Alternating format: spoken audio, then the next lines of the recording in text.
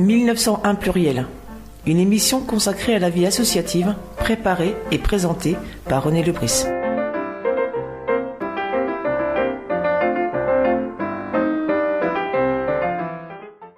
Alors, j'évoquais tout à l'heure, là, dans une discussion préalable, le travail qui est reconnu du docteur Jean Bresse, par exemple, et alors, donc, qui a pour cible, lui, les adolescents. Vous, c'est tout public.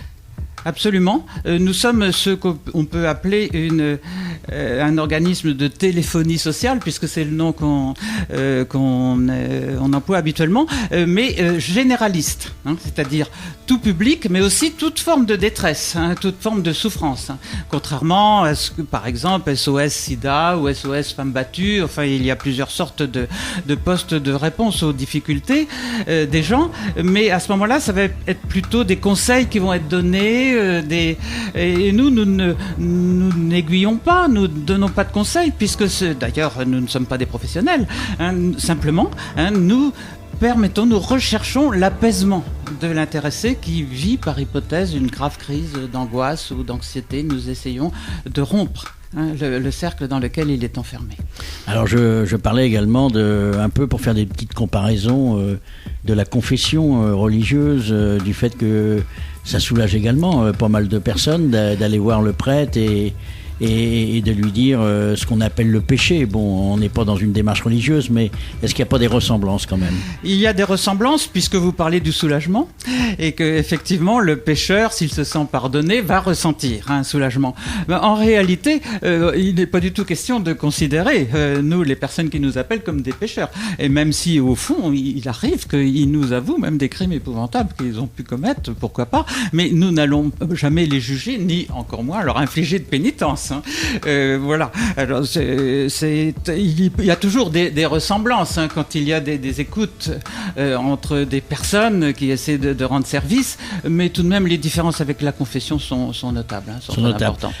Ça ressemble peut-être plus à ce moment-là ce qu'on appelle les visiteurs ou les visiteuses de prison qui sont là également pour écouter, pas pour juger ce qu'ont fait les gens qui ont été condamnés. C'est vrai qu'on pourrait aussi faire ce rapprochement, mais alors là je vais vous dire, il y a une autre différence, même si là aussi il y a un soulagement.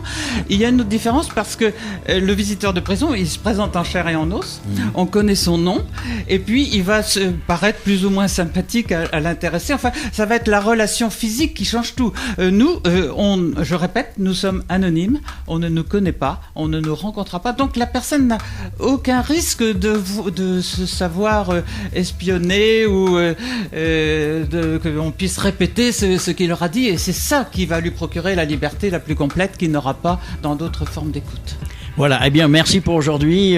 Donc on va terminer là-dessus avec donc à la fin du générique, eh bien vous entendrez l'appel de cette association pour pour multiplier les bénévoles.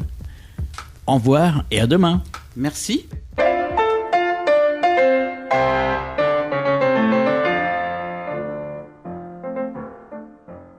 Vous venez d'entendre 1901 pluriel, une émission consacrée à la vie associative, préparée et présentée par René Lebris.